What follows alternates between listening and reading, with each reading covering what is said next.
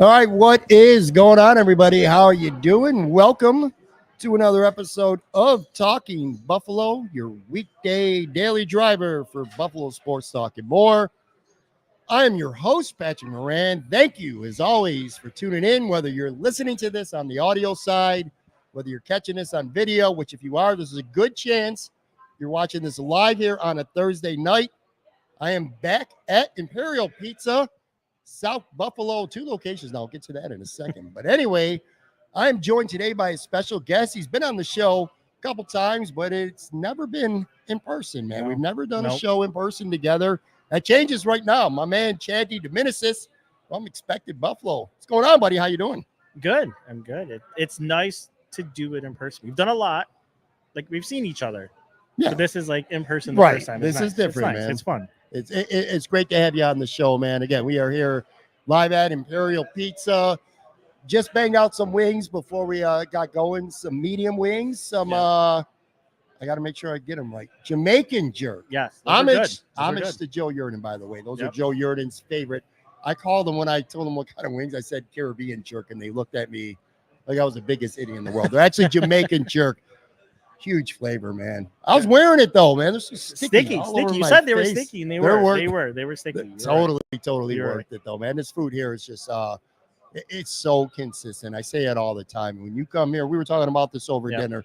You always know what you're going to get when you come here. Well, not you, because you've never been here. No, first time. But I will first be back impressions. Again this is because a cool spot, good. Isn't it? It is a cool spot. It's a little bit. I mean, it's funny because when you first talked about driving out here, it's like it's so far away from my house, and then really it's like, oh, it's only 15, 20 minutes. But I don't venture out South Buffalo much. But I told you, I'm like, I'm gonna have to bring the family back here because it was good. Yeah, it's a nice spot. We're always looking for new pizza places, and that's one of my favorite things about this place. You and I, or you can come here by yourself, or you and I can come sit at the bar, watch a game, get loaded on some beers, or you can bring the family here because there's plenty of booths and tables. Before we get going, too, I got to throw out a plug because everyone knows this location here in South Buffalo, but there is a brand new second location, Imperial Pizza, 1665 Main Street, literally just opened over the past couple days. So if you live in the Canisius College area, Mid-City Apartments, I'm pretty sure Del Reed's 26 Shirts office was there before he just recently that sounds right. moved to Kenmore. But anyway, that's the brand new spot. I can't wait to go check it out. I haven't been there yet. It's kind of my home base, though, man. Now, you live in Tonawanda. I live in Tonawanda. Did you grow up in Tonawanda? Kenmore, Tonawanda area. I mean, well, when I was younger, it was Riverside, and I was younger. And then I think around 8th grade, I think it was 8th grade, we moved out to Kenmore. So, so since then I've been Kenmore, Tonawanda area. Growing up, like now, I'm not from South Buffalo, but I know from doing so many shows here and just being around Imperial for the last couple of years, this is the staple of South Buffalo. Like when people who live in this area, they talk about going to get food.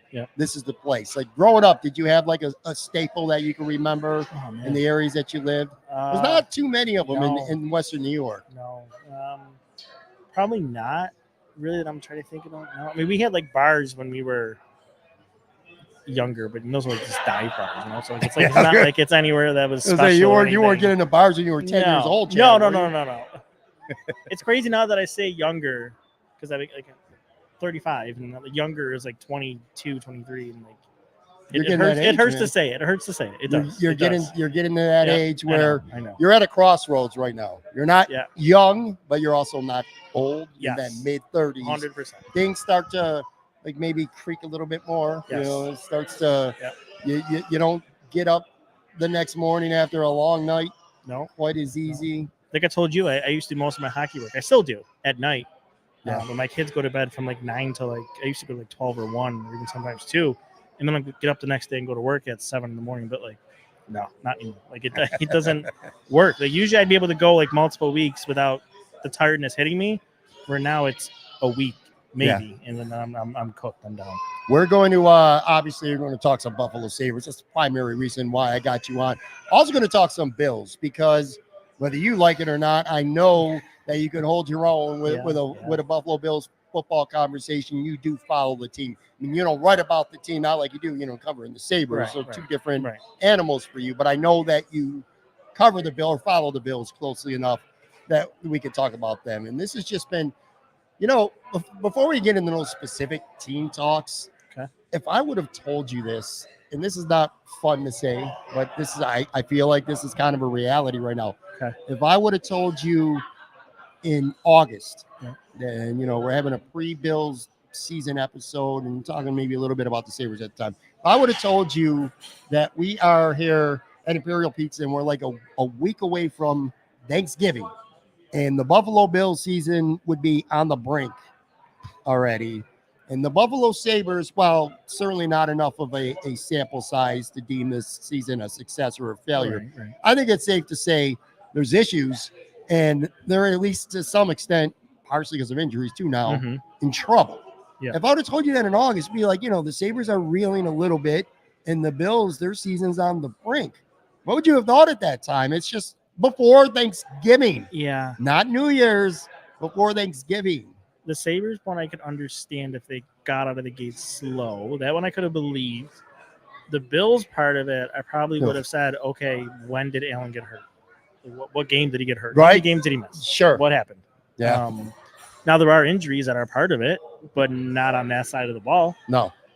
But that is the side of the ball that's struggling, and that's the baffling part. Of You where we are. can even argue It's both teams, honestly. It's the same thing. The offense on Yeah. both sides is what is holding them back. Good point. And you could even argue on the Bills side here that the one notable injury that they've had on the offensive side of the ball, with due respect to him, I'm not trying to slander the player, but you can make an argument that the offense is probably better off without Dawson Knox, solely for the fact that it is really opening up more opportunities from Dalton Kincaid. Which again, we'll come back to the Bills. Let's kind of circle. Well, actually, let's talk about what you do a little bit at Expected Buffalo. I've told you this 100 times. I mean, we've had many conversations before. I like the fact that you cover the team differently than, say, a traditional beat reporter or columnist, and that's no disrespect to them. They do great work too, but For sure. you have a uniqueness to Expected Buffalo. You, and not just you. Yeah. The guys at the site that work with you. What I wanted to ask you was this, like, what got you to, and a lot of your work, for people who don't know, revolves around statistics, advanced statistics, in some cases, numbers that the average casual fan, like say myself, who grew up just looking at box scores and, thinking you understand the game purely from just looking at the box score that you get in the newspaper every day. What you do is way beyond that. What attracted you to want to initially learn more about advanced statistics, which, by the way, there's a lot of beef going on this year, and we'll get into that on the Bills side, because of advanced numbers with the offense and what it suggests versus what we see with our naked eye. I'm sure it's the same in hockey to some extent too, advanced stats versus naked eye tests. But anyway, what attracted you to want to pursue covering the team and the sport like that? I think it was when I first started doing it. That wasn't a thing. I think it was looking for something that differentiated myself, to stand out in a way, not to kind of blend in or be stuck with everybody else who's doing the same thing. And at the time I started doing it, it was an opening. Where now, like, I'm not saying everybody, but a lot more people now know about advanced numbers in hockey and how to talk about and have conversations about them, look at the charts and the data and all that. It's way different than it was, maybe even 3 years ago. But at the time, it was a gap, you could say, in the coverage. And that's no one was doing it. Right. And so that's when I kind of jumped in, learned about it. And kind of, it's a lot of learning on your own, learning about. What's that process? Because that's the thing. Like, hey, I want to learn about advanced stats. I want to understand what some of these charts you're putting up are easier said than done. No. Well, at least for some, it is for me. I'll tell you that. Right. The easiest thing when people ask, like, I start learning about it, is I tell people to be in conversations. It's going to come off weird, with smart people. So that's kind of where I learned a lot, is from talking to people and having them tell me what to take from things. Reading books that people have written, going to conferences. Like we were just talking about on our live show we did yesterday about how we missed the RIT Sports Analytics Conference. It was a couple of years ago, maybe like 4 or 5 years ago that someone did it. But like, you would get all those advanced stats people to come in, and then they'd make presentations, and you'd see how to take what they take away from the data, what they can look at, how they approach things, where trends are going, where things are going, where the league is trending, where 5 years ago, Corsi shot share was a big thing, Mhm. and then expected goals. And then now it's okay. I think we're at a point with analytics, at least in hockey, is okay, what's that next step? And I Right. think that's where the player tracking is going to start to come in, where you can start to look at how players move, the speed, the way the puck moves. So I think that's kind of that next level is what is the next thing. And I think that's why player tracking, why we do it now for the Amerex on our site, that player tracking is that next level of what happens beyond that you don't get from NHL play-by-play data that you have to dig out. What people who maybe initially, not so much now, like you said, people are definitely starting to understand that it matters more now. Initially, though, a lot of resistance from. Sure. It's new. I don't want to say Neanderthals or it's new, like I'm right? not a knuckle draggler or anything like that, but it's just my mind. My mindset was you can only retain so much statistical data and information. Was it difficult and at times frustrating having the process of people starting to open up and be more receptive to these stats and what they actually mean, as opposed to say beginning early on where people just probably wanted to blow you off? 100%. And like I was saying, it's different. It's changed. Nobody really takes change well. In any facet of life, not just sports, change is difficult and hard. There was a lot of frustrating conversations. There's a lot of people that who cares about this. What does it mean? And I think that's what I talked to Anthony and Eddie about, and they even understand too, is what we have to try to do if we're going to use this information is explain how it's relevant, show how it's relevant, communicate to people. And it's not only, the big thing I always tell them, especially Anthony, is to try to get away from using the phrase expected goals. Use shot quality. Someone understands that. If you say expected goals, someone's like, huh? If you say, shot quality, someone like, okay, I get it. Right. Or if you say Corsi, someone go, huh? No, shot share. Like shot attempts. Like it's use phrases and words people can understand to explain what you're communicating. And then I think the thing we've tried to do the last couple of years is marrying clips to it. So here's expected goals. Here's what it is. Here's an example of you could see with your eyes how it's being created and how we're utilizing that. Talk about your partner, Anthony, by the way. Again, he's not the only person that you have now at there. But, we've talked about this a little bit before. But, when you spend a lot of time with somebody, and whether it's writing and you guys have your own podcast too, you develop chemistry over time. And you can't force it. It's got to be organic. And, like I said, it's a process. I mean, you guys clearly, the two you have that. But talk about him, the partner, what he brings to the table. He's funny as hell on Twitter. He can be combative towards people. Yes. I enjoy that shit because I think sometimes he will tweet and say things that people want to say but won't, and I've always respected that about him. For sure, 100%. I've told him the same thing. There are times when I like to be like, calm down a little bit. But I think why Anthony and I work so well together is because our personalities, I think, are different. Where I'm not as kind of outgoing as he is, and I'm more laid back and not calm and get frustrated. I get there, but I think he's more of like the aggressive, energetic kind of guy, which is good. It's why you have that good rapport off each other, and we see the game differently. We agree on a lot, and that's in common when you're both kind of look at the game this way. But there's also a lot of things that we disagree on, and we can have normal conversations about it, and then we can get to a spot. And it's funny. We just really met organically, both writing for the Hockey Writers, and then I left and went and took over Dive by the Blaze, and I brought Anthony with me out of there, and then he kind of became essentially my number two. And then we got to the point when COVID came, and I was like, I think I'm just going to branch off and do my own thing. And he's like, I'm 100% coming with you. Let's do it. And I've told the story numerous times that expected Buffalo really would not have happened if it wasn't for Anthony, because I looked into it, researched it, and I'm like, I don't know, man. I don't think it's really going to work and be able to do it.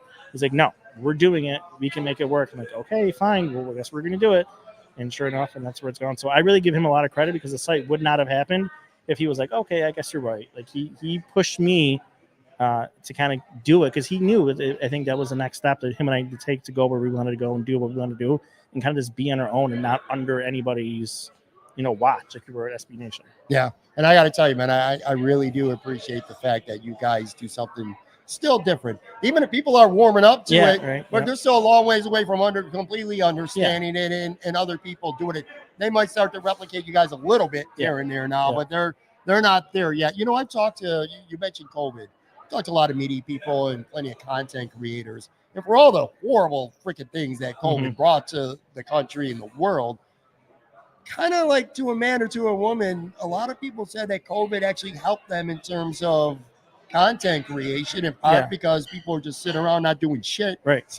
Yeah. You know what I mean? It gives you the inspiration to go out and do something that maybe you weren't going to do before. Or on the audience side, you know, people aren't as busy because they were stuck at home, and it kind of helped them, you know, build up an audience, so to speak. Yeah. You agree with that? No, 100%. Like, and in my case, like, I didn't have a job either because I lost my job because they closed because of COVID. Sure. So, you know, I had time to invest in my time basically in doing this and building the site and building myself and continuing to grow. And, you know, it's hard when you have 2 kids and you have a full-time job. Really, we talked about this when we were over there, like to find time to still do this. But you got to have the passion, because once the passion goes away from wanting to do it, then it's gone. You're done. Yeah. Might as well hang them up at that point. But I had the time at that point to do all of it. And, you know, I mean, I think it kind of reset me in terms of what I do.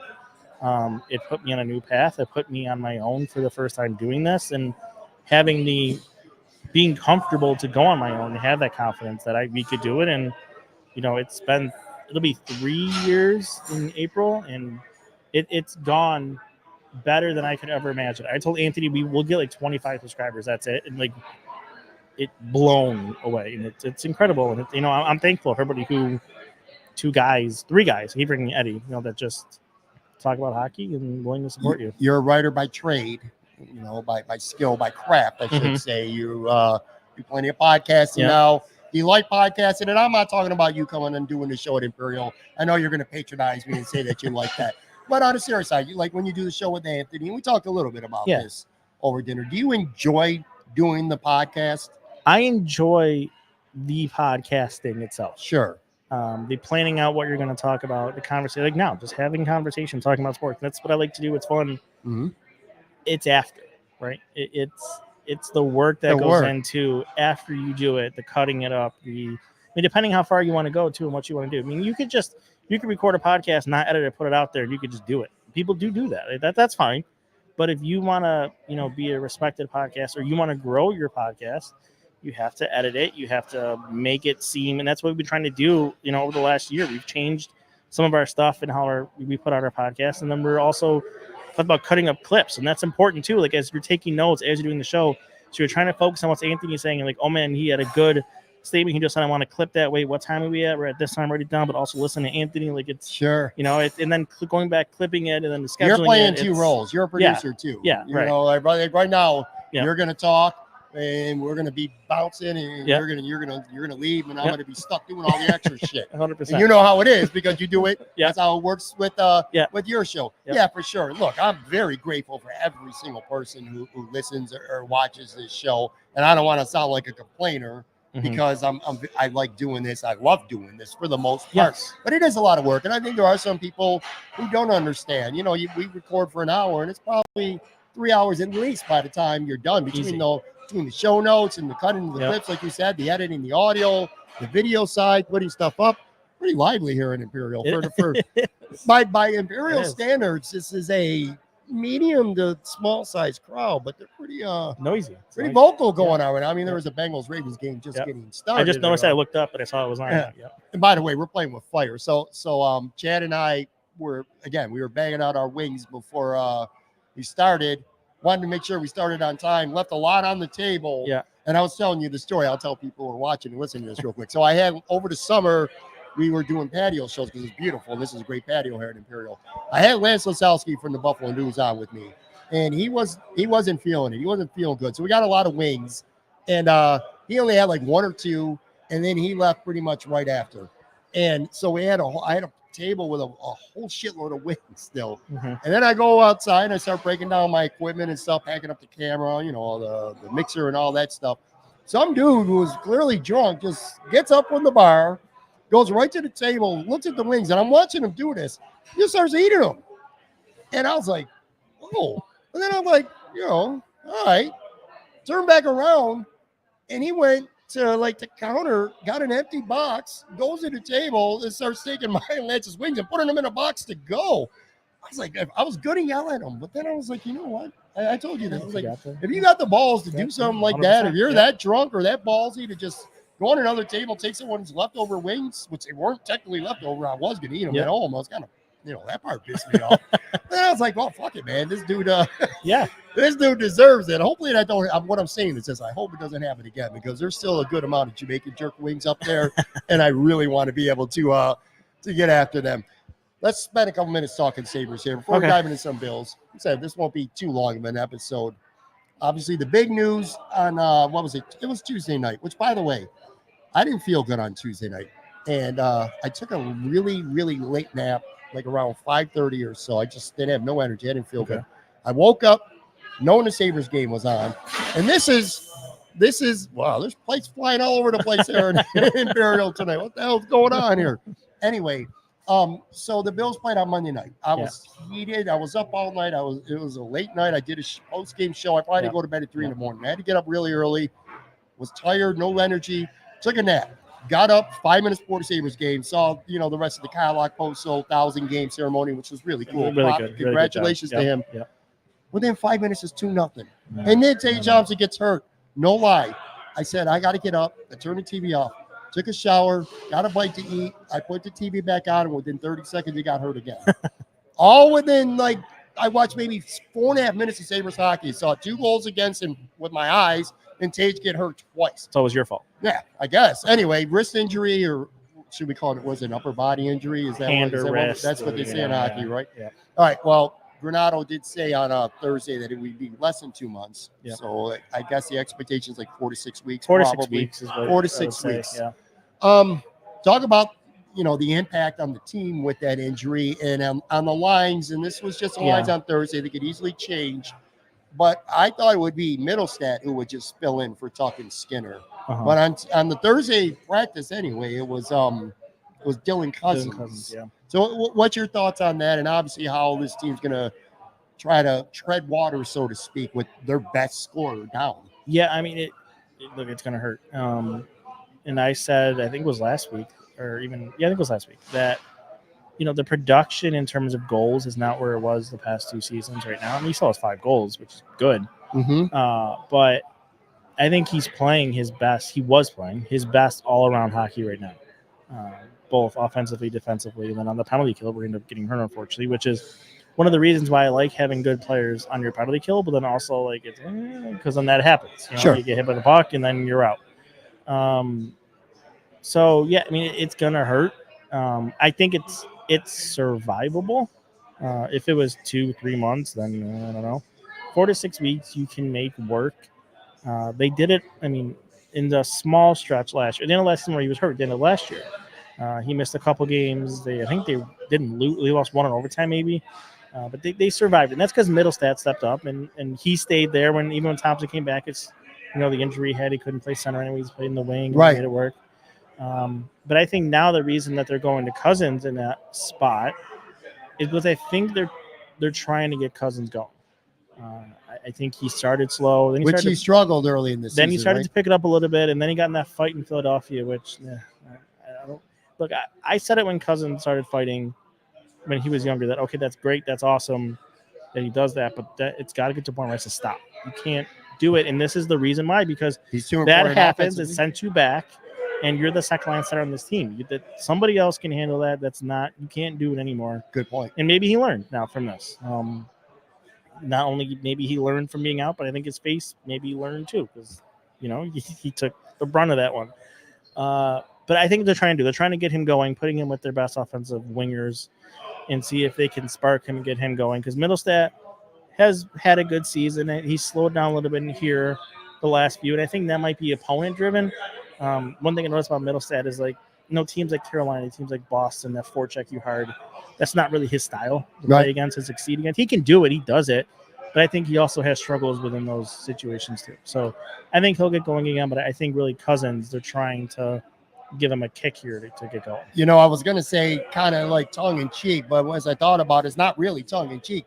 These good offensive skill players probably need to stop fighting. Yeah. Dylan Cousins legitimately got hurt in a fight and missed time. Alex Tuck got in a fight and missed. Didn't he miss a game because of that after? I don't remember. Or he wasn't the same. I could have sworn it. It was like the Gordie Howe hat trick game, wasn't it? Against Ottawa. Then he got. That's right. With Kachuk, he kind of got in a wrestling match. Yeah. Then you're right. He didn't play after that. Was the last game he played. You're right. Right. So, I don't know if it was. I think he's been battling something since training camp. So I don't know if it was from that. But yeah, I mean, it could have been. He could have aggravated something then. Yeah. Yeah. So stop fighting skill players. Yes. Like Stillman last year, I'm like, he's trying to prove himself right off the bat. Didn't work out for him either.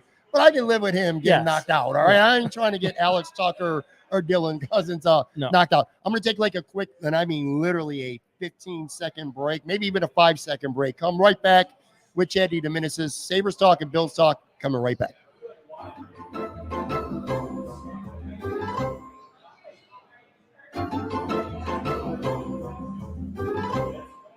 All right, I'm back here with Chad DeDominicis live at Imperial Pizza, 1035 Abbott Road in South Buffalo.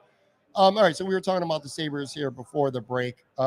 Zach Benson expected to play. We're taping this Thursday. They're not playing tonight, playing tomorrow, or by tomorrow, most people, that's tonight. Anyway, Zach Benson, he's got 3 games left before the Bills, got the Bills on my mind, dude. Before the Sabres have to make a hard line decision on him. He's got up to 9 games. What are your thoughts on him? What did your gut tell you? Is this truly one of those? Is this a legitimate 3-game audition that it could go either way? You don't think their mind's made up right now? No, I don't think it is. I'm curious to see how it goes. I think before he went out with the injury, the way I put it is the game seemed to be getting a little fast for him, maybe for the first time. Okay. I noticed that in his last game, and that could have been because of the injury, though. So let's see now that he's healthy, how he performs. I think he's ahead of where most players his age at 18, 19 years old are defensively, and I think that's why he's capable of playing this league, because he understands that two-way game. And that's why I think he's here instead of Matt Savoy, because there's things like that Matt Savoy has to learn and work on still, where I think Benson has that.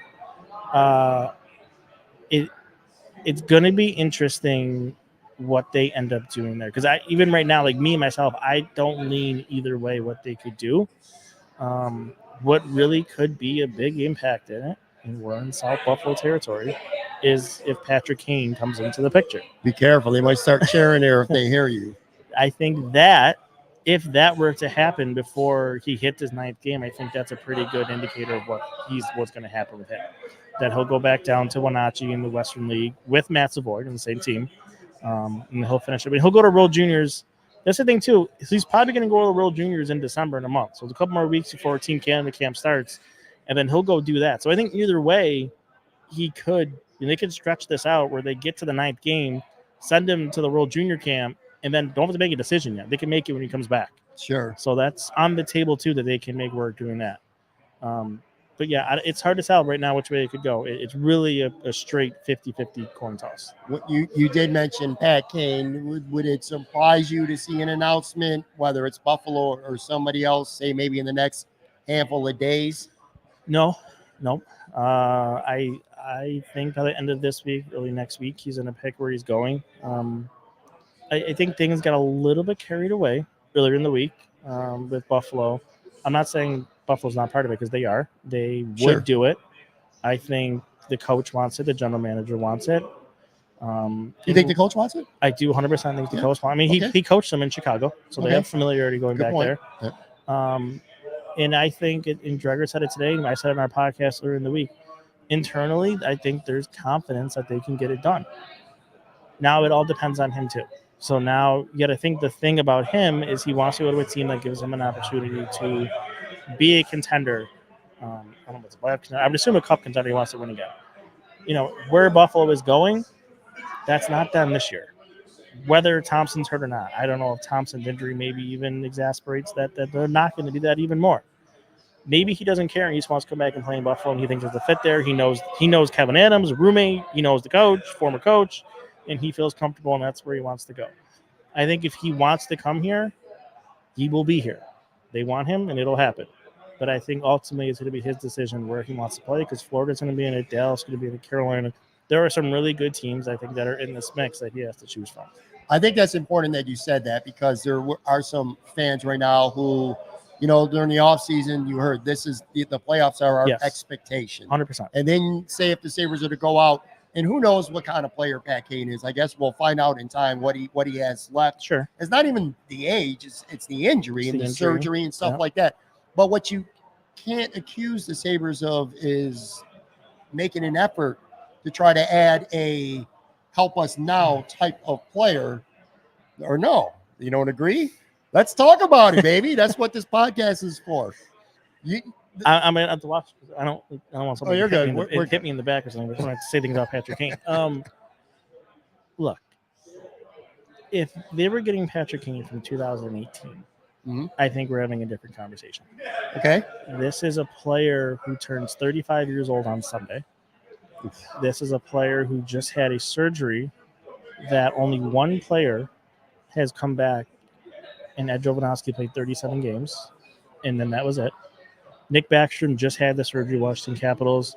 He had it, said he felt great, 100%, played, wasn't the same player, recently just said he's taking time away from the game to go back and deal because he doesn't feel right. It did major surgery. And then on top of all of those things, age, curve, surgery, there is decline in his game. There was decline at the end in Chicago. I understand it was a bad team, but that's not just that. He went to New York, and they didn't get what they hoped out of there. I mean, the obvious point as to how the league feels about him was the return that the Blackhawks got from the Rangers, which was almost next to nothing. True. And that's just, and I think in the right system, in the right areas, maybe he could be an effective player. But I mean, yeah, on one hand, I understand this is Kevin Adams not sitting on his hands if he does do this, which he's done in the past and not helped his team. So yes, on one hand, I think it is doing that, which is good. But on the other hand, I don't know if this is the move that makes his team better. Right. And then you're going to use up all of your cap space remaining when nobody else in the league has cap space besides you, so you don't have an advantage. You're going to use it on this player that might not help you. We're not going to be able to play once he gets going. And then, not like you can just, you could put him in LTIR, but then it's a whole thing, and it's cap and over time, and it accumulates, and so I've made it very clear that I am not a fan of it. I think there is avenues to where it could slightly work, where it's not that bad of an idea, but I just overall, I don't think this is what they need right now. Well, I would certainly take your word for it before mine. I'm not going to sit here and try to tell you match wits with you when it comes to knowing the player, or even the sport for that matter. I agree with you, but what I'm saying is, even if he comes here and he is completely washed and he does nothing, the point being is that the Sabres are showing their fans that they were willing to go out and sign somebody who they think, and very well could be wrong, that they're trying to help them. I'm not even saying fans should like the signing, because it's pretty clear that if we're not sitting here in this area of Western New York, I feel like any poll would suggest that more fans would be against the signing. But what I'm saying is it would show that they're being aggressive in attempting to have a better team right now this year, even if it doesn't work out. Yes. That makes sense. On one hand, yes, I agree with you. On the other hand, doing something just to do something that makes your team potentially worse isn't. You mean that's what the Bills used to do every year? They used to try to sell tickets during the drought. They go sign a Terrell Owens or something like that. And how will that work out for them? Right. It worked out fucking terrible. It might be the case with Pat Kane too. But anyway, he's speculation. We'll see what happens. But here's what's not speculation. And you mentioned Matt Savoy, and that kind of, got me thinking a little bit. Why do you think, Zach Benson, who his game probably is more complete right now than Savoy, obviously, because he's here with the team still. But I got to be honest with you, as a casual to semi-hardcore fan, it surprised me to see Savoy. I mean, we waited for a while. We knew he was going to be on the conditioning assignment in Rochester. And then he would be up with the Sabres, and then he makes his NHL debut. I'm like, all right, we're going to get a window to see what this kid has. He played, 5 shifts, like less than 4 minutes of ice time, 1 game sent to juniors. A, did that surprise you? And B, why do you think that happened on a roster that does have some injuries and some really bottom 6 forward issues, it appears to be right now? It did not surprise me. No? Because I think the plan all along with Savoy was that he was not going to play in the NHL this year. Okay. So they tried really hard to get the exemption to get him to go to the AHL. So for those who don't know, the NHL and the CHL have an agreement for a player under a certain age, which Matt Savoy misses it by literally 1 day. that exemption right now. That's crazy. Yep, he has to go back to juniors, cannot play in the AHL, where he likely should be and belongs. I think the injury in training camp and the prospect challenge, derailed that a little bit. And then I also think what happened with the coach in Wenatchee being under investigation for improper, racial statements that he made, and then eventually getting fired, the Sabres didn't like that and didn't want to send him or Benson there. So they had an opportunity, an opening. They could put him on a conditioning assignment into the AHL. They did that. He performed well. And then I think him getting in a game was more kind of just a show, if you will, that, we wanted to give an NHL look. NHL, I promise. We weren't trying to skirt around the situation. Right. We gave him a look. Yeah, it didn't work out. I guess it goes back to juniors. So I just don't think, and Granato talked about it. They just don't feel he's NHL right. I don't disagree. And there's no need right now where they are to force that in. And also maybe even to hurt his confidence. He built up some good confidence in the AHL, succeeding at a pro level. There's no need to have him playing the NHL and then think oh my God, I'm not even close. So give him a taste and then send him back and let him do his thing in Wenatchee. Same thing. He's going to go play for the World Juniors, be a top line player for Canada, and try to go win a gold medal. That'll be good for him too. I remember talking to Joe Yerdon, and he said even if a stint for a kid like that is really brief, that just being around an NHL team in a locker room and seeing how professionals say Kyle also conduct themselves. Because he got a few practices in too. And sleep and nutrition and all these 100%. things off the ice, even if it's just for a little bit of period of time, ultimately it helps you. So it's not a waste when you look at it from that regard. Yep. And I don't think many people would resist your take on Savoy. Pretty standard agreement that, maybe he's just not quite ready yet. I get that. But the one guy among the prospects that it seems confusing, to say the least, that's not up or hasn't been up yet is Kulik.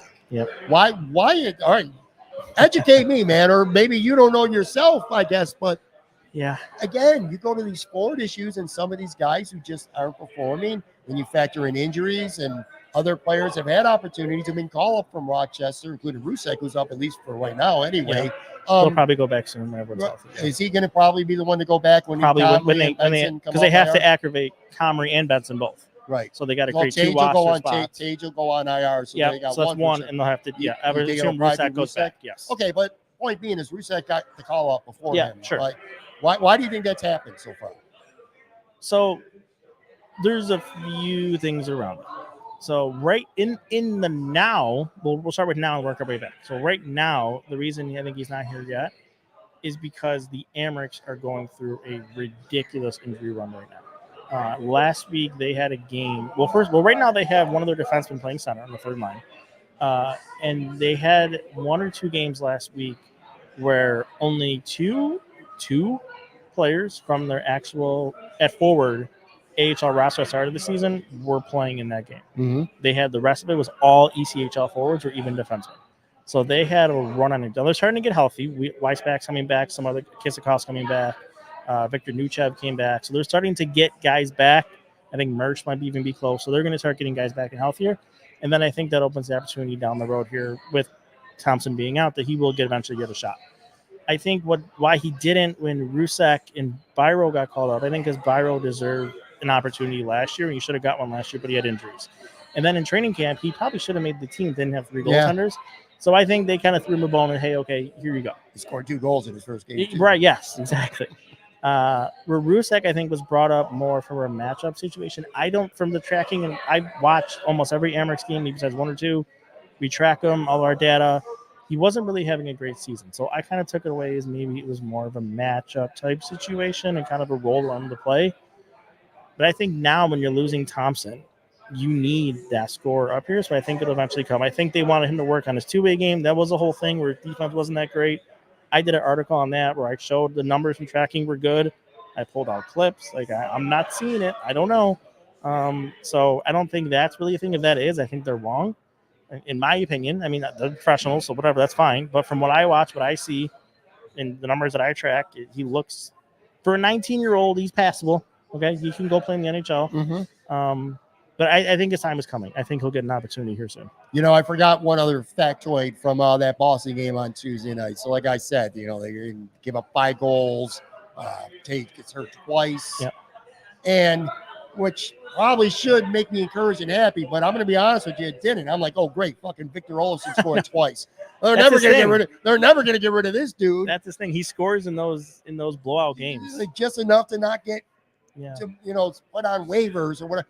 Here's the thing, though. They can use that, though, right now. They need him to get hot right now. If he gets hot for the next 4 weeks while Thompson's out, fine. Whatever. A trade chip again, right? Yeah, trade chip, and then plus he's a streaky scorer. So if he gets going now, can help you short term. Fine, yeah.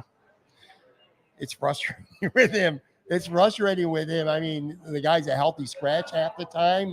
But yeah, then he pops in too, and I'm like, yeah, I want to see Kulik up. And I'm like, well, Olofsson scoring 2 goals, not gonna help that. Yeah. You tweeted about, I don't remember word for word, so I'm very much paraphrasing, but you tweeted something along the lines of, it's getting to a point where there's certain players on this team that are hurting the team by being out there. Yeah. They're good guys. They're leaders. They're a voice in the locker room, and you talk about that, and you understand that. Like, is it getting to a point now where guys like Kala Koso and then Eric Johnson being on the ice are taking ice time away from others and making this a lesser team because of their on-ice presence? Yeah, it's hard. I know it's tricky too. It's because you don't want to exactly. It's leadership. It's your captain. It's one of the players that you brought in to guide this young team to where they want to go.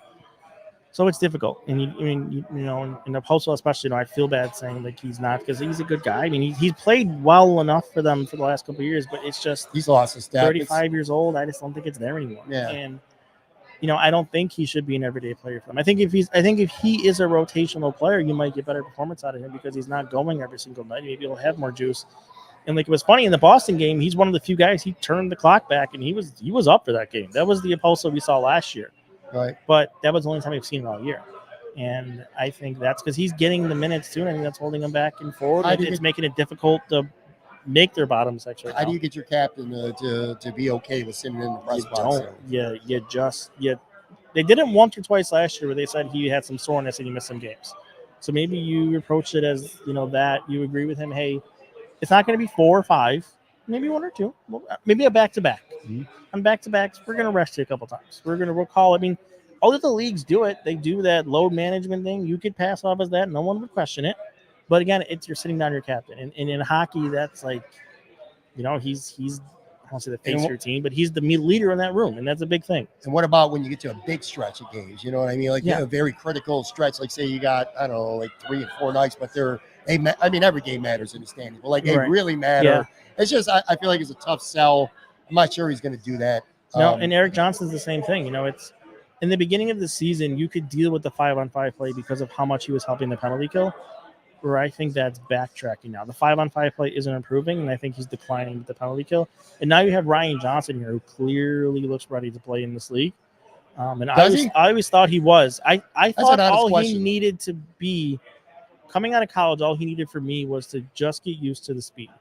I thought it would take longer, but he's picked it up quick. And he's ready. He's ready to play. And that was my whole thing going into the season, that it's no longer about development. It is putting the best players on the ice to be a playoff team with the best roster you can. And that, we talked about Kevin Adams and Granato, with the Patrick Kane thing, going out and making your team better. I think this is part of it too. You need to put the best lineup on the ice that gives you the opportunity to win. If that comes with hard decisions, it comes with hard decisions. But you know what?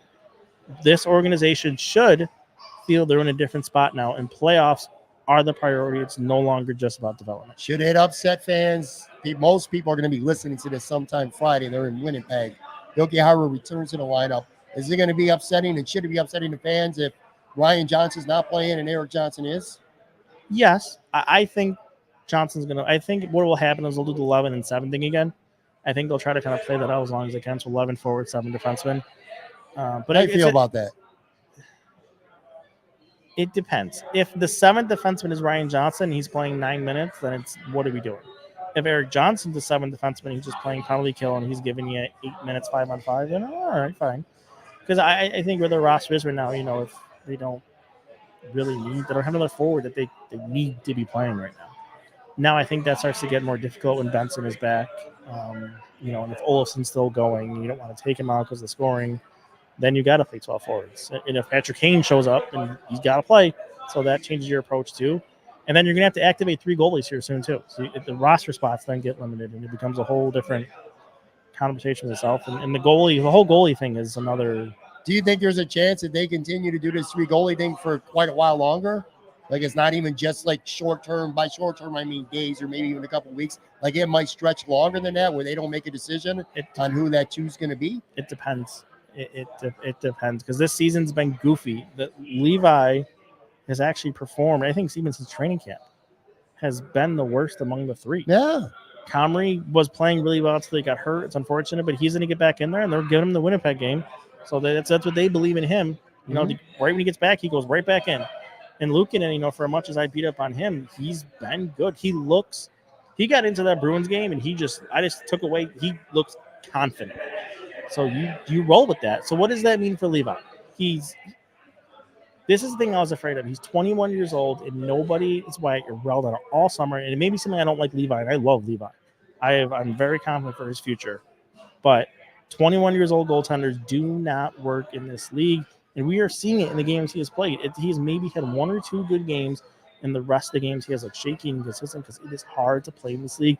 Going from collegiate hockey and Hockey East to playing the NHL, you know, and it's not just on weekends. It's 2, 3, 4 practice, game, practice, game, practice, travel. Like it's a whole different animal for asking him to get used to it and play all that much. Do you feel like him going straight from college near the end of last season right into a Buffalo Sabres uniform and looking pretty good and having some success, that while it was fun to see at the time, maybe it gave us a false sense of confidence and security that a kid who's that young with no minor league time whatsoever is ready to go into the season and instantly be your number 1 goalie on a team that's trying to end the longest drought in 100%. Hockey, and with the expectation of making the playoffs. It's a lot to put on a kid, and I feel like to some extent we're kind of seeing that from him. 100%. So it's not outlandish to say of the 3, he's the worst goalie so far. Yeah, and that could change because goalies are goofy. I believe in him. Yeah, 100%. Me too. I'm but not it doesn't out mean on him. if you send him to the AHL, that's a bad thing. Players his age need that. It's not out of the. What the Sabres are doing is the unordinary. Him going and playing in Rochester is what all of them do at his age. Yeah. So I just think they need to. Maybe it comes to that. I don't think we're there yet, but I think if Comrie comes back in and shows that he's been the best one of them since training camp. If he comes back in and shows he's still playing at that level, Luukkonen keeps going, then because you don't want Levi sitting around for days either. And then, but also you don't want to play your best goaltenders. Yeah. You want to let Comrie and Luukkonen get into a rhythm and not do this whole rotation thing, because that'll make it difficult. So I think a decision is eventually going to come, and it'll be interesting when they make it. Because Adams did put a lot on this season on Levi. So I think on him it could be a difficult decision to rip that plug out and basically admit, I made a mistake here, believing that he could play 40-plus games and lead us as a number 1. That might be a reason why he doesn't go down soon, or maybe at all, because coaches hate to publicly admit that I think it's a coach. It would be the general manager. Or the general manager. I mean, we're seeing it with the Bills and Sean McDermott. One last Sabres thing. All right, so we're 16 games in. Is that a big enough sample size to you right now to say this is who the Sabres are? Like, how much ceiling is there for room for improvement, and how much, obviously things can get worse. They're only 2 points out of a playoff spot right now. But conversely, they're also pretty damn close, a couple points away from being near the bottom of the conference 100%. As well. I mean, I kind of feel like this is how it's going to be with the Sabres. Maybe they'll get healthier. Maybe they might play better. But like they're going to be in a fight with 3 or 4 other teams, maybe to make 1 spot, maybe 2 at the most. The Eastern Conference is down. I guess you could say it's down this year. There's 1 or 2, I think, high-end teams. Boston, every year forever is going to be Boston. New Jersey was until Jack Hughes got hurt, but I think they'll get back there when he's back. The Rangers, so maybe 3 or 4 top-tier teams. And then there's everybody else. Yeah. And the Sabres are and then there's everybody else. So we'll see. You got to hang around and kind of start to make your runs at the right time. But yeah, I mean, from a data standpoint, there's some people believe, 10 games is a good enough sample where you can start to get. I like to go to 20, the quarter mark. That's when I start to believe in things more, like this is actually what they are. And it's scaring me, Pat. Like, looking at the offensive numbers, they put more of a focus on defense. And the question literally since game 1, the question I've asked is, I understand the need to improve your defense, and that is important to be a playoff team where you want to go. But what is the cost of that? This team went where they went last season based on their offense. And they missed by a point. You didn't need to do anything drastic. You needed to improve your goaltending, improve your defense slightly. You didn't need to change your approach on how this team is built and how they're systematically how they go. And they did. And I think it's hurting them offensively. They're not generating offense. While they're a plush finishing team, I think if they can't generate offense, they're in some trouble. Yeah. Well, we'll see how things play out over the next. Hopefully, they can tread water at least until they get Tage and Jack Quinn back, and then maybe that'll really help give a boost. That'll help. A big boost to the offense. Before I let you go, though, we are going to talk a couple of minutes of Buffalo Bills here. And if you want to know how I feel about the team right now, I'll explain. Is that Lamar Jackson heard on the screen? I will explain this to you as quickly and efficiently as possible. So we are sitting here again live from Imperial Pizza. It is Thursday night when we're streaming this. Most people probably don't hear it till the next day, but we are watching right now in the corner of my eye. So when you're talking right now about the Sabres, I'm looking at you like this, and I also got a peripheral vision right into the TV screen. We're watching the Baltimore Ravens play the Cincinnati Bengals. I would like to be able to watch this game and say, wow, these are two good teams, and I'm really enjoying this, just watching some good old Thursday night football, hanging out with my buddy Chad, talking fucking sports. But here's the situation. Because of the Buffalo Bills, I have a vested interest in Baltimore winning this game. 100%. Not because I like Baltimore, but because I'm already at a point now, and we're, as Bills fans, are already at a point where we're scoreboard watching, and it means a ton. Yeah, you got to get the Bengals out of the way. Yeah, the Bengals need to lose this game. As Lamar Jackson goes into the blue 10 here in the second or the end of the first quarter. Baltimore's up 7-3, by the way, as we're streaming this, recording this live. But anyway, you as a Bills fan, you want Baltimore to win because of playoff wild card implications. I can't believe I'm saying that when it comes to the Buffalo Bills because, again, we are still a week away from Thanksgiving. I got to get right to Sean McDermott with you because this is the thing that's been on my fucking nerves all week long. Ken Dorsey got fired. We all know that. I think you'll pretty much would say the same thing that I would or most people. It's not that he didn't deserve or that it's a justified firing. It's just that it happened. It didn't need to happen after this specific game. He's not the reason why the Bills lost at Monday night against the Denver Broncos. When you listen to Sean McDermott, I know you've listened to clips and you've seen stuff like that on social media too. Do you feel his level of accountability right now is where it needs to be? Because I have a big problem, especially after Monday night's game and the moments after that. I call him Sean McFinger Pointer.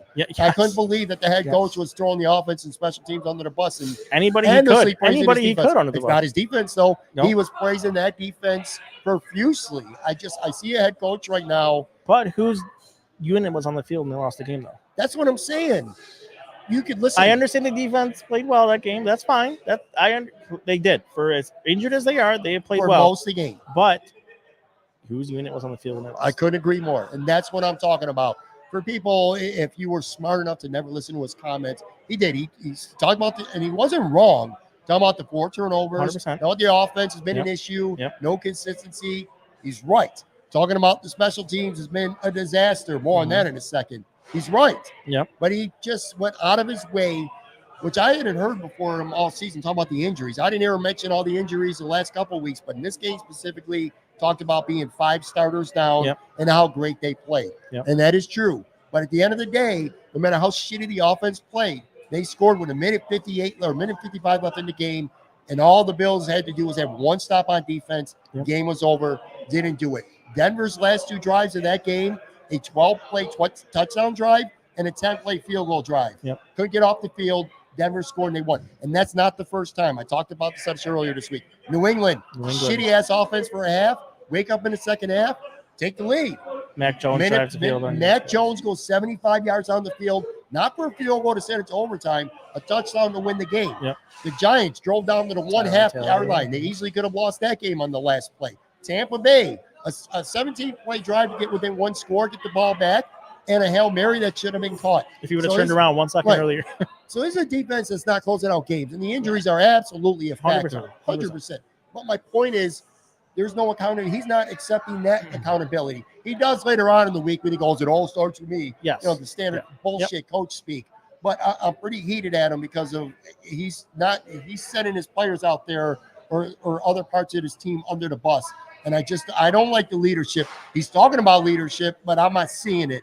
from the head coach. He's a problem on this team. I'd venture to say to me, and I want to get your take on this, I think Sean McDermott is the biggest problem on this football team. That's your head coach. That's not good. Yeah. Maybe you don't agree. I'm heated. As you can tell. I do agree that I think the time has come for him. Look, this accountability thing, this isn't new for McDermott. Go back 13 seconds. Defense, special teams. Also, would never talk about what happened.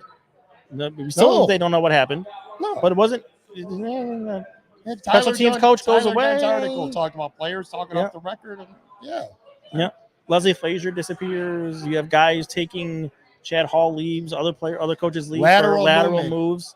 Brian Daboll, it's in a court document when he was offensive coordinator, was trying to leave for the Brian Flores thing, just to go be an offensive coordinator, to coach, just an offensive coordinator. Like, hey man, I'm glad you brought that up because you're 100% right. People don't say that enough. Thank you for saying that because everyone's like, "Well, he left because he was going to be a head coach."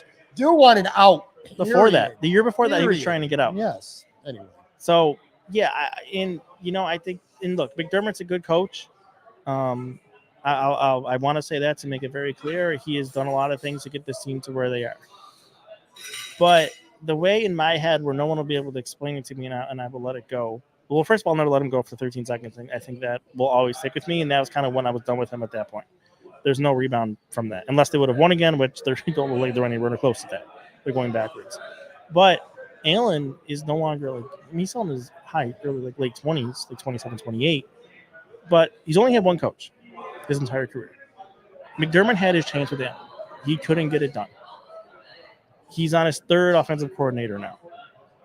I think it's somebody else's turn to let Allen to coach Allen.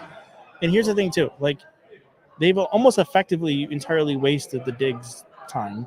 So, with the cap situation, they probably get one more year out of it because you almost literally can't trade him in the offseason because of the cap implications. You could work around it, but realistically, it probably can't happen. But we'll see how that all plays out. So if you have one more year with Diggs and Allen, get somebody else in to have an opportunity. And I am big on having an offensive mind because that's what your team is. Your team is Josh Allen in offense. Okay, and that's what you have to dive into. That's what you have to go with. And I just don't think McDermott will ever get there. And that's not the coach he is, not the way it is. And, there's been fights about numbers and running game and the articles that have been written the last few days and calling McDermott wants to run more, but he's not, but he is. But he's a conservative coach at heart, and he is. And I think if you say that he's not, that, you just don't buy into it. It's conservative in close games. The team continues to lose close games, big games all the time, continually over and over and over again. And it's a pattern now, and I think we've seen long enough. He can go somewhere else and coach and do his thing. That's fine. He'll get another job right away if he leaves Buffalo. But I just think that it's time for somebody else to get a chance. I couldn't agree more. I'll say the semi-obvious about Sean McDermott, too. He's a good team builder. He's a good character builder. If you're the Washington Commanders, if you're the Chicago Bears, just using teams as examples that are a mess. Yeah. And you need to start over and you want to rebuild the culture of your team. You want to get the right guys in there. Yeah. You want to get a tough-nosed defense and then build around, get a quarterback, whatever. That's your guy. And 100%. I think he excelled at that. No question about that. And he'll always deserve that credit. Yep. But he is a lousy fucking in-game manager. And I'm sorry for swearing, but he is lousy, dude. You know what bothers me the most about 13 seconds that enough people don't talk about? And it also bothers me about this past Monday night game. Well, they had 12 guys on the field for special teams at the end of the game. If 13 seconds would have been bam, like say, you kick the ball in the end zone, which in itself is a separate thing to be mad about. Yeah, we'll never know whose fault it was. But let's say Mahomes goes down the field and he hits Tyreek Hill and Tyreek Hill goes down. 65-yard run, yeah. Or that, or even let's just say he gets there and then he spikes the ball because they don't have any timeout, whatever. And then things happen, bam. I'd be like, oh, wow, that's a shell shock. Yeah. Here's the thing. The Bills call timeout not once, but twice. And you couldn't switch that defense up, and then you're having guys play 25 yards off the line. This is following a timeout where you get a couple minutes to talk about it with your defensive coordinator. Yeah. And you got burned one time already. Like, oh, well, wait a minute. Right. Like, and again, afterwards, even, dummies like us are like, Put a defensive end on Travis Kelce and fucking tackle him. Yeah. Off the line. But whatever. My point was they used 2 timeouts and they still didn't change anything. This game on Monday night, it's very apparent Denver's in field goal range. They're taking a knee and they're going to run off because they don't have any more timeouts. And you know they don't have any more timeouts. So they're going to take a knee and then they're going to get off the field and have to kick a field goal. Everybody knows that. Well, the Bills used their second and the third timeout. And even after your second and third timeout, you didn't coach whoever's out in the field, which, by the way, they switched defensive ends on third down after having somebody else on first and second. It was Leonard Floyd who didn't know to get off. That's why the Bills had 12 people on there. I watched the film, and it's very obvious, too.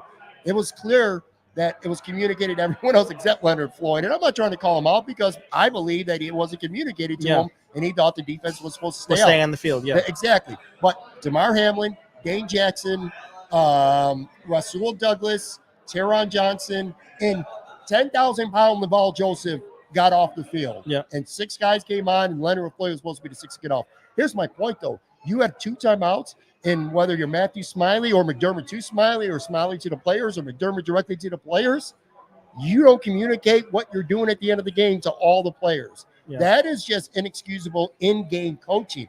That's the shit that makes me, that and the lack of accountability and throwing his offense under the bus right now.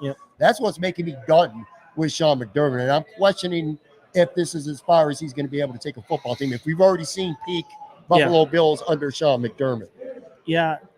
I'm pissed off, dude. I mean, it's Thursday. I'm not supposed to be this pissed off.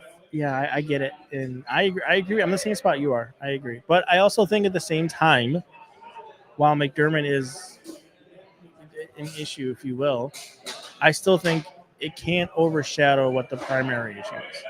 And that is the offense hasn't been itself since it got in the plane to go to London. I don't know what happened. The offense got lost over the ocean. I don't know. They haven't been themselves since that. Because they killed Miami. And they go to London, and the offense is never the same again. So I don't know. I like Joe Brady a lot. So maybe something changes. Maybe something changes. I think it's a tough situation, especially going up against the Jets and a good defense. That's super tough. And Allen always struggles against that. That's not the team he needs to see right now either, because he always struggles. Even when he's going, when he hits the Jets, he struggles. So it's kind of rough that you're going to hit them now, but. I mean, Allen, I think, has played well for the most part, but then there's those things where he's not playing like himself. He's not himself. I think it's mental. It's what I said in the game. It's mental. He cannot right now where he is. He can't put 3 or 4 plays without making a mistake of some kind. And he's in his head. I don't know if it's the telling him to pull back, which I think is another McDermott thing. Absolutely, cutting his legs off essentially. When you had a guy who was a freak and you took that away from him. And because of injuries, but really he only ever gets hurt when he's in the pocket, not when he's running. And that's another thing to put against McDermott. But I mean, I don't know what they're going to do. They have to find a way to get back to what they were. But I don't know if you can at this point. I think he's trying to catch lightning in a bottle, McDermott, by firing Dorsey this week. I think he fired Dorsey for 2 reasons. Number one, the most important one is I think he's trying to catch lightning in a bottle with the offense, and maybe just having a new voice might energize them, might give them different vibes, and they might start to execute a lot better. I think that's a primary reason. I'm also not going to lie. I think there's at least, and this is not, I'm not trying to be a conspiracy theorist here, but I think the fact that he got outcoached so bad in the 3rd and 10 jailbreak blitz, which everyone in the world knows was just an absolutely stupid, idiotic freaking call. That, and then the 12 men on the field at the end of the game, that falls on the head coach. Even if it's a special teams coordinator's fault, you're the CEO. You're the one who's responsible for this organization. So that shit's on him. We're not talking. I just brought it up now. It's like we were talking about Sean McDermott and all the other stuff, or Ken Dorsey before you get to that. So I really think that's part of it. And I don't think, listen, I know a lot of people are calling for his head, and I am too at this point, but I don't think it's happening because not in season, no. I'm talking about after the season too. Oh, well, yeah. I mean, I'm going to tell you why. Depends how it goes. First of all, Terry Pegula just gave him an extension, a lot of money. Secondly, you're going to look at his track record. It's easy to defend if you want to defend him. He's been in the playoffs 4 straight years, 5 of 6. Sure. He's won at least 10 games 4 years in a row. He's won 13 games twice. He's got him the AFC title game. It's easy for Pegula to say, look, there's a lot of issues this year beyond the head coach. Things just went off the rails. We're going to turn it around. And then maybe in 2024, if we don't turn around, I could see him get rid of him. The one scenario where I do see Sean McDermott being in trouble is if Josh goes to Terry I was directly, gonna say that. or you're starting to feel like Gabe Davis talked to the media. You probably didn't hear this today on Thursday, but he blamed himself for the drop. Good Yep. on him. Yep. And said is Ken Dorsey didn't throw that interception. I Yep. was the cause of that interception. So there's guys who were defending Dorsey Yeah. in the locker room today, which is one other thing, by the way, I hate about McDermott. He benched James Cook for that fumble. Then he doesn't I bench Gabe completely Davis. agree. That is, yes. They both, if you're going to bench one, you should have had both. 100% agree with that. well- I wouldn't have benched either. Just go and then, Maybe a series. Maybe get Murray in there for a series. Let him think about it. Say, hey, man, you can't do this shit. Which, by the way, it wasn't a lazy, bad fumble. No, it was a great play by the defender. He was trying to drive and then the defender ripped the ball out. I mean, it happens. Just like the week before with Kincaid, when he tried to make a play and the Cincinnati player just punched it out. It was just sometimes you got to give credit to the defense. I mean, when Tage Thompson gets a handoff, you're just like it's an eye roll. Like, come on, like what are we doing here? Do you think this team at 5-5, realistically, let's be honest here, is this team? I mean, we'll see how it plays out. But are they dead in the water right now? Probably. I think they are. Probably. There's too many good teams on their schedule. Dude, you lost to the Broncos. I'm not confident they're going to beat the Jets on Sunday, let alone that they're going to go out and beat Philly. In Philly. KC. City. Yeah. Dallas at home, at the Chargers, at Miami. Yeah. I just don't see it. I'd like to be wrong, but that's honestly where I'm at. One last question. I'm going to let you go, man, because you can hear it in my voice right now. Again, this game was on Monday night. It's Thursday, and I'm still emotional about it, which is the thing about content creators. Sometimes people say, oh, they're homers. Well, I'm the opposite. I get too critical of the team because I think as a content creator, we tend to be too emotional in our coverage, good or bad. Yep. Do you find yourself on the Sabres side? Because that's what you cover. You're a Bills fan, but you're covering the Sabres. It seems to me, and I know you well enough, that you're able to dial back the emotions to some extent, but don't tell me that you don't sit there and get fucking annoyed like, oh my God, I can't believe Skinner's doing this or Chuck's doing that. Like 100%. Is it something that you've tried to work on, I should say? Yes. Just how to get in that emotion out of your coverage. I don't think I want to. No, it's not getting the emotion out. I think it's more, look, for hockey, it's 82 games, right? So it's like, pace yourself. That's why I told people we were third games into the season, people are losing their minds. I'm like, folks, we have 77 more left. Like, let's pace ourselves. And I think that's important to remember. But yeah, there's times I get frustrated. I don't think I'll ever be at the point where I was like yelling on podcasts years ago.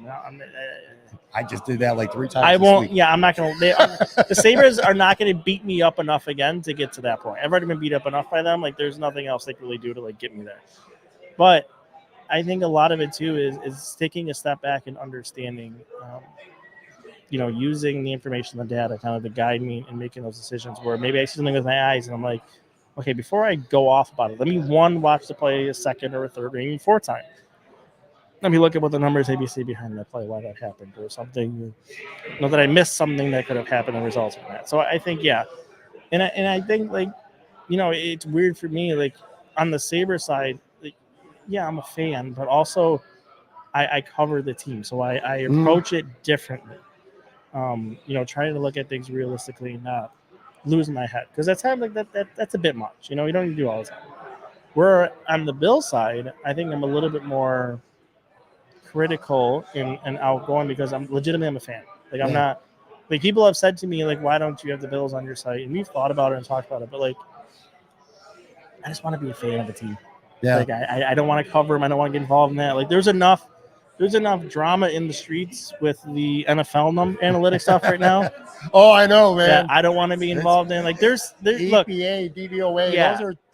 Everybody knows those letters now. They might not know what the fuck they mean. Yes, but everybody knows what they mean, because that has been a source on the football side for some serious beef.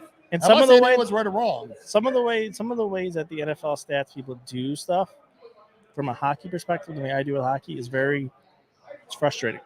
Sure. There's a lot of binning, what we call it, taking 3 weeks versus this 3 weeks, and like, well, man, just look at the whole picture. There's a lot of not score effects taken into a lot of the numbers with the NFL, so it's hard. Like, I understand the NFL numbers, but I cannot get to a place where I do it like I do for hockey. I just want to be a fan. I just want to be a fan of the NFL. Yeah, for sure. I completely understand it. I've gotten myself to a place when it comes to the Bills, and I realize this. all the other sports teams that I'm a fan of, Sabres. The Sabres play like shit. It frustrates me, but I get over it quick. Yeah. Big loss, I'll get over it quick.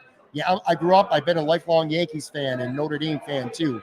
Honestly, I don't even give a shit half the time when they lose. I'm over it. Yeah. Like if the Yankees played right now and we watched them lose, I'd be then we'd have 3 wings from Imperial and I'd be like, oh, fucking whatever. But the Bills still have that ability to get under my skin. I think because every game matters so much too. Like in baseball, it's 162. Hockey, it's 82. I think that, and because I know what this team is capable of. Right. I think this team is just 100%. too damn good to be 5-5 right now. They're going to waste the year. They're essentially going to waste the year of Allen.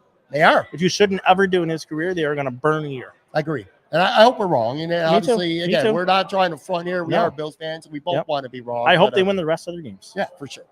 All right. Well, is Baltimore winning now? They're still up 7-3. Anyway, all right. That's going to do it for this episode. Thank you very much for listening, for watching. One more time, thank you to Imperial Pizza, Jamaican jerk wings. I almost said Caribbean wings. Chad DeDominicis, thank you very much, buddy, for coming anytime. on. It's always fun, and I will be back with another episode. I don't know when the hell I'm going to have another episode. I'm going to be honest with you. Thanks. Talk to you guys later.